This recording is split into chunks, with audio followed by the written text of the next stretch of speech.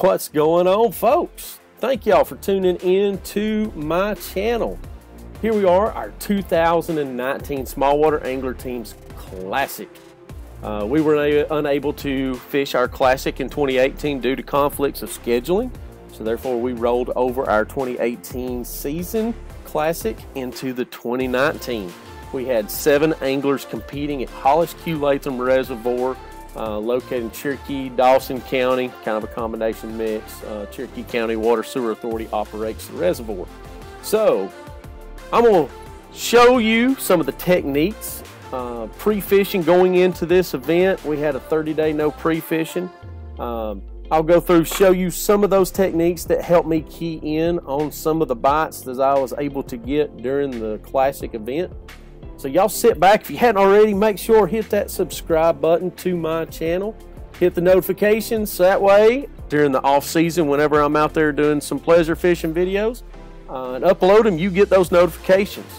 So sit back and enjoy, and let's get on the water.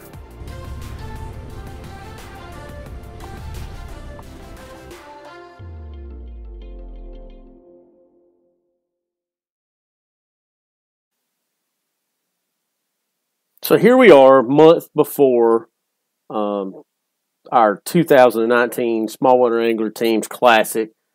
I went out, fished an area that used to fish years ago, and kind of just got away from fishing it.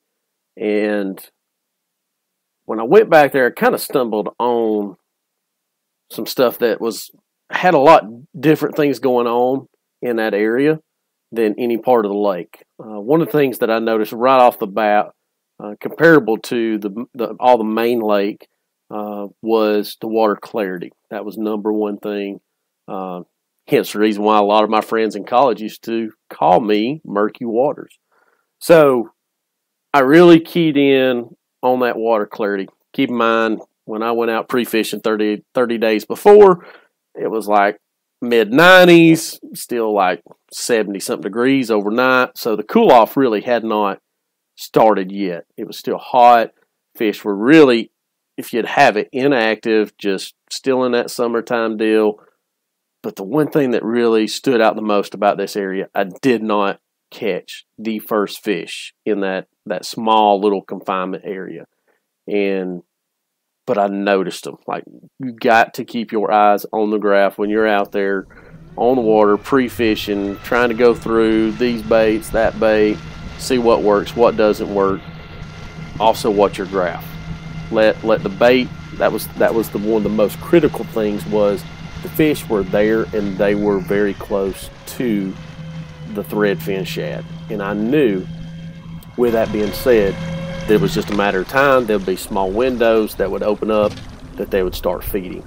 So I went through this area, wound up, didn't catch nothing, so I was like, let's go run something else. But on the way out, I stopped. I was like, let me check this one area that always holds fish on it. First cast in, boom, fish come up, knocked the whopper plopper and missed it. So from that standpoint, I was like, I know the fish might be feeding and they might not, but it'd be worth coming back and double checking this for the Classic. So after leaving the stained water, finding the fish that I felt like I stood a chance on, I come out to open water and noticed there was quite a good bit of schooling activity going on the threadfin shad. They were still about like 2 inches long, real small bait, very tough to key in on fishing those bass like that's keyed in on that bait. Stopped, kept my head on a swivel, watching all around me for whenever fish were blowing up. Had found this one school that was active, fired off to them. First cast in on it, boom, hooked up. So, and that was my only fish for that last day that I pre-fished for going into this event. I do have a very interesting catch that'll come up after this one that I'll show you that was amazing.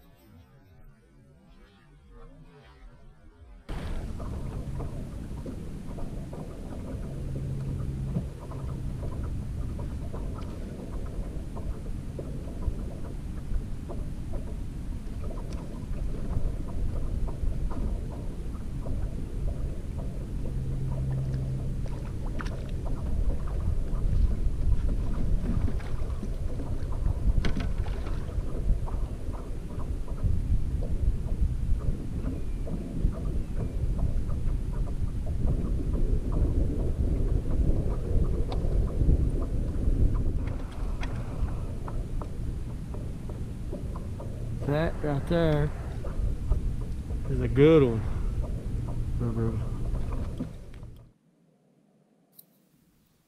So here was, I ended my day on this community hole that a lot of people fish, and whenever people are usually struggling or just wanting to, finish off the end of the day, being it's close. So a lot of big fish have came from this area, and so I'm sitting here and see my graph just light up about 3 solid fish, slick glass, kind of calm day, a little bit of breeze maybe occasionally, and drop down with my spoon and on these couple of fish that's there, and all of a sudden, boom, something hits it.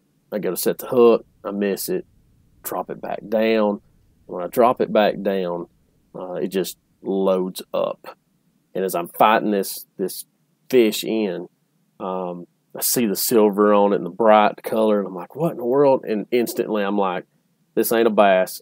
But when I go, I'm like, it's a trout. And I go to boat flip, and of course, trout have really tender jaws, so I just literally ripped the spoon out of his mouth. And of course, they're very, very slick. And as I'm sitting here just wanting to show it to the camera, let everybody see this trout, right back into the water it went. That was the quickest release I think I've ever done. And I promise you, I was trying to hold that fish with all my might just to be able to show the camera. Which I was rushing it, trying to hurry up and get it because it was so hot that day, and I knew if that trout stayed, it would wind up dying. So here we are. That ended our day.